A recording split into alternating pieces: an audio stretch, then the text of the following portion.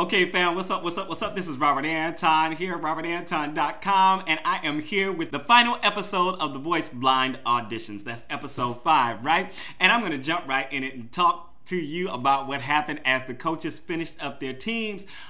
First up, we had Whitney Meyer up on deck, 25 years old. She did No One, Alicia Keys. And I wrote, she had her own spin on the song from the very beginning and had a really good sound. Adam chimed in first, then CeeLo, then Blake. The audience was vibing with her, and finally Christina chimed in, so she got all 4 judges, and she chose Adam as her coach.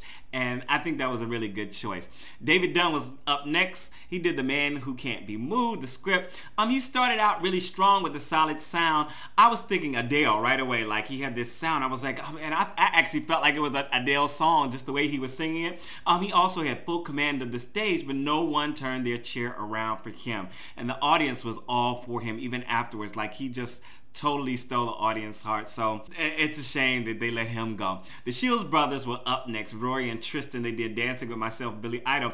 I liked the pace of the song, but I wasn't really feeling their vocal performance. Their harmonies were okay, but for me, I just wasn't into it. CeeLo chimed in first. They said they wanted to punch America in the face with rock, right? Okay, well, I didn't feel like being punched in the face, obviously. And they got CeeLo as his coach. He was the only one who chimed in for them. He said he picked them because they sounded like they were really performing. Okay, I'll go with that, CeeLo. Cheesa was up next. She was 21. She did If I Were a Boy. Let me tell you, she had a very smoky sound in the beginning, and she had a good attack on the higher parts of the song. Sounded like she was going a little flat on a lot of the extended notes. You know, sometimes it's hard when you're holding those notes not to start to dip. You got to really hold that support in there to keep it up, and she wasn't really getting that kind of support, I think. But CeeLo chimed in for her, and that's the coach that she got. She was hoping that he would, when they asked, you know, who do you hope chimes in for you? Who do you hope turns their chair? And she said CeeLo. She'd take anybody, but she was really hoping for CeeLo, and he turned his chair around. So remember, what you ask for is sometimes what you get. Please, if you're enjoying the commentary, make sure to thumb this up for me. Thumb it up right now. Let me know that you are here, that you care, and that you want me to continue doing commentary for the shows. Next up was Preston Shannon. Okay, I didn't get his age. He said he was 64. I thought I heard them say 79 in the beginning, so I don't know who is telling the truth. He did In the Midnight Hour with some Pickett, and he played the electric guitar starting out, was just killing it, and you could hear the age in his voice as soon as he started. You could tell that he was an older, mature voice just from the very beginning. I thought it was a very solid performance. He had all the style and attitude of a professional performer, but the judges did not turn around for him. I was so sad. They were like, oh, I wish I would have, oh, you really, and he was really magnificent. I think part of it was just they heard like the age in his voice, and they just didn't turn around. But I think this was a good forum for him just to come and to show what he can do. Lex Land was up next, and she did I Can't Make You Love Me, Bonnie Raitt. She had a nice sound as soon as she started. Adam and CeeLo chimed in at the same time, then Blake chimed in. I thought the song sounded a little low for her, like she could have keyed it a little higher, but when she did the higher parts, it just didn't really gel. I think it lost a little something, so maybe it's a good thing that she did that. And all the judges were saying, you know, I really like the low, the smoky, the sultry sound that you had and all that, and not other people in the competition didn't have that. So I can hear that, but she just she needs to work on that transition between the lower and the higher voice. But she chose Blake, and yeah, I think that was a pretty good choice. I had a feeling she was going to go with him. Cameron Novack, 28, did You Oughta Know. Let me tell you, this guy was very cocky from the very beginning, and I didn't like him. I'm sorry. I was just like, I thought he was going to be terrible, and he wasn't. He was pretty good, right? So he started out beatboxing. I mean, he was singing. He started out singing and everything. Then he started beatboxing. The judges were like, oh, you know, but nobody turned around for him. And I'm sorry, I was pulling against him. I generally don't. But I was just like, oh. He's just like, oh, they don't choose me. You know, I was just like, this terrible, just a terrible attitude to come on with. You don't.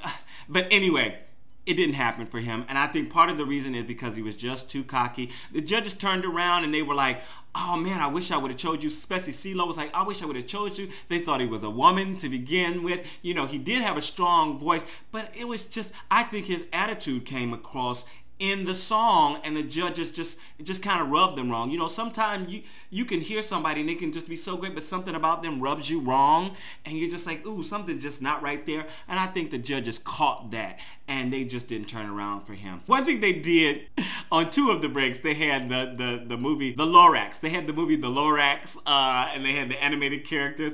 And the first bit they did was with Zac Efron and Betty White. She was doing Let's Get It On. I thought it was just priceless. Got a good laugh out of it, a great smile. Next up was Orlando Napier. He did Waiting on the World to Change. Sitting at the piano, Adam chimed in immediately. He just had something, you know, just a very nice sound, and he was very comfortable, but he also it was very professional and very, very well paced as far as I was concerned, and he finished out the song strongly. So he is with Team Adam. Koch was next, did Like a Rolling Stone. He had an interesting sound. He played the guitar, and he had the harmonica set up, you know, on his chest like a street busker or something. I really enjoyed it. They kept going, the judges were going like, oh, am I gonna do it? Christina finally chimed in, and she said it was because when he came in with the harmonica, everything else was good, and she really liked that he was doing the multi-instrumentalist thing. So he is on Team Christina. Wade, 18, was up next. He did Rehab, Amy Winehouse, and from the beginning, it was just wonderful. I mean, I thought it was a great rendition. He had his own thing. It was an interesting song choice. He had a great delivery, and CeeLo chimed in for him.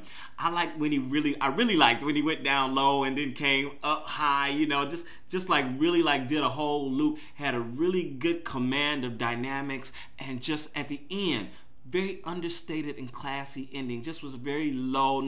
I just really enjoyed the whole arc of his performance. He really planned it out and paced it well and did a great job. Adley Stump was up next. 22, she did Last Name, Carrie Underwood. She had a good solid start. I liked her energy. I was thinking Blake was gonna turn around for her, right? Well, Blake and Christina were looking back and forth at each other, and they finally kind of gave each other the nod, and they both went ahead and chimed in for her, and she went with Blake. Another Lorax moment. They auditioned Danny DeVito, and they didn't turn the chairs around, right?